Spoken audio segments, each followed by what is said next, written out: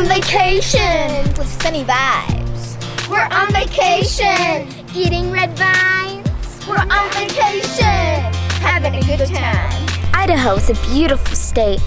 The gem state has lots of sparkling features. Some of these gems are on the surface and you can just see them from your car window. But some of them, you gotta dig a little deeper to mine them out. Oh, now I see him.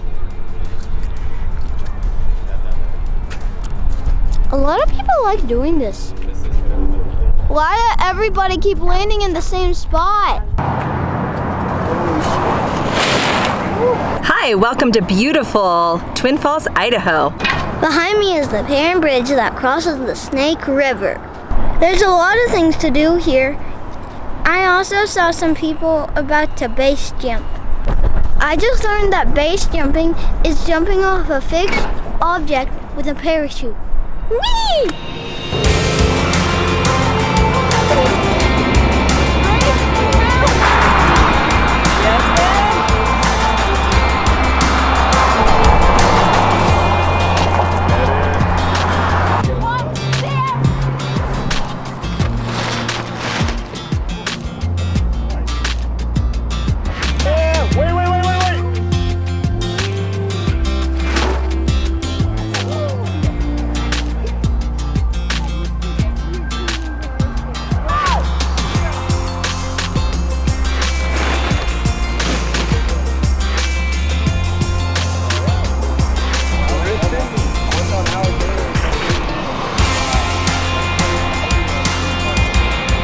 If you're ever traveling through Twin Falls, Idaho, this is a great place to stop. The Perrin Bridge, it's really beautiful. There's the lovely river behind us. You might catch some of those people base jumping.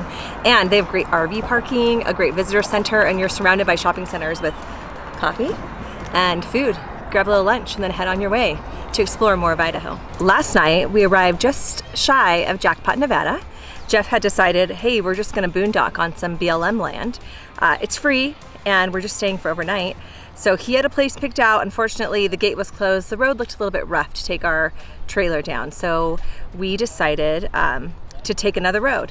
Now I thought Jeff was going to turn around and go back to some of the other marked areas, but no, he decided to continue down a dirt road that kind of was going into nowhere with no place in sight to camp, no place to turn around.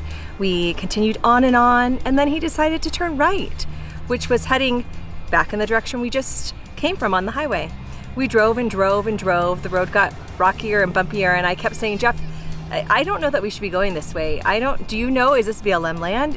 Are we allowed to be out here? We look like we're on somebody's land. There's houses out here, there's ranches. Late last night, Jeff hears a vehicle outside of our trailer. It's probably close to 10 o'clock. He beats the guy to the door, but there is a rancher at the door. And he was concerned that maybe we had lost somebody in our party because someone had been coming through with a Jeep. Anyhow, he startled Jeff a bit by yanking the door open when Jeff started opening it. It turned out to be a pleasant conversation. We did learn, however, that we were not camping on BLM land. We were camping on somebody's ranch. As we exited this morning, we drove right by their houses and out through their sign that said San Jacinto Ranch. So next time's Jeff, listen to your wife. The first place on our list is Craters of the Moon National Monument. Lava isn't the first thing when you think of a gem, but this place shines. A fun fact about the park is it's the least visited park in the federal park system. The caves here are super fun to explore and one of the highlights of this magnificent trip. Due to the coronavirus, all the caves are closed. That's very sad. The Buffalo Caves are closed. Thanks a lot, coronavirus. The limber pine trees here got infested with a parasitic plant called dwarf mistletoe, and it twisted all these living trees into what they'll call a witch's broom, grotesque tangles. And now that's what they look like. They're dead. It killed the trees. And they're no longer beautiful, hardy pines. Behind me is the Inferno cone. We're gonna hope to get to the top so we can see other cones. I'm standing at the top of Inferno cone, and behind me, you can see the visitor center. We are at the top of the Inferno cone. It is a bit of a leg workout to get up here, but it is definitely worth it. The Inferno cone is probably one of the biggest payoff for the least amount of effort. A short hike up a short hill you can see from the park area, and you'll have sweeping views of the whole entire area. Lava covers everything, and the Junior Ranger program taught us about different types of lava. We even saw lava bombs. You can easily drive around the 7 areas of the park. They even have RV parking. I'm walking on the moon! Whoa, oh, oh, oh. No, don't fall. This is totally awesome! I am very disappointed that the caves were closed, but it was still a fun location to visit anyway. Today we explored the Shoshone Ice Caves. There's no living creatures in the cave except algae and bacteria. The temperature ranges at 30 to 23 degrees. Second on our list is the Shoshone Ice Caves. I might be biased because caves are one of my favorite things to explore. Olympic ice skaters used to travel here to practice during summer months before indoor ice skating rinks were a thing. The ice was always consistent and the Olympians could practice even in summer when it was over 100 degrees outside. Wow, that's hot for ice. My favorite thing about the Shoshone Ice Caves was that it could get to over 30 feet deep. And at the very back of the cave, you can stick your hand in the water and touch some ice. Today we're heading off to Alturas Lake for a day of fun in the sun, splashing in the water, and adventure.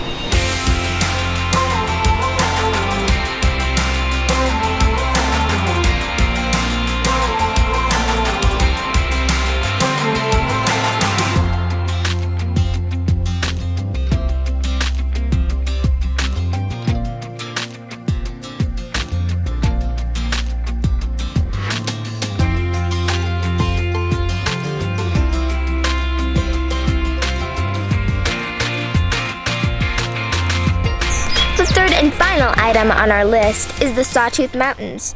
If you love camping or you're a nature enthusiast, the possibilities are endless. It seems like there is a national forest and camping areas everywhere. There are trails for hiking and biking and off-road driving. Right behind me is Baker Lake. My crazy dad took us off the main road onto a dirt road, which we drove for miles and miles until we got to this hiking trail. It was a long hike up, mostly up. Since we've been here, we've seen a crystal clear lake, some trout, and colorful birds and plants. You know, maybe my dad isn't so crazy after all.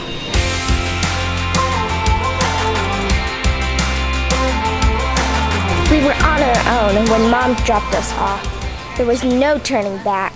This mostly downhill, some uphill, 19-mile ride was about supposed to be, 1.5 hours to 2 hours. Slowly we worked up the foothills, but hard work, determination, and no possible way to turn around. We finally made it to the end of the trail. We have 6 more miles to go, and we stopped for a cool-off in the creek. I love this trail. It's fun, but I don't think that I'll do it again. We rode the Harriman Trail on our mountain bikes, which almost runs for 19 miles and is a well-maintained trail. There are countless other trails to choose from too. This one suited the skill of everyone in our group. We only just scratched the surface, finding these hidden gems here in the Gem State.